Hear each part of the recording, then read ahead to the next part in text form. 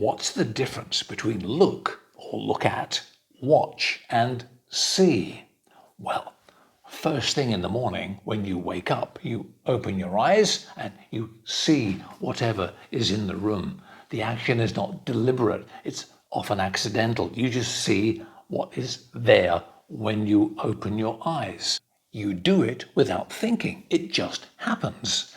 I suddenly saw a spider on the ceiling. Look or look at suggests concentration. If we look, we're paying attention. We want to see what's there. For example, look carefully at this. I think it's important. Watch is similar to look, but it suggests movement. It suggests action. Something is happening or about to happen. I usually spend Saturday afternoons watching a football match.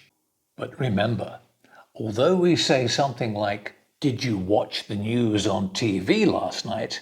we use see to talk about public performances like films or the theatre. Have you seen the new Spider-Man movie? Look, watch and see. Easy peasy-ish.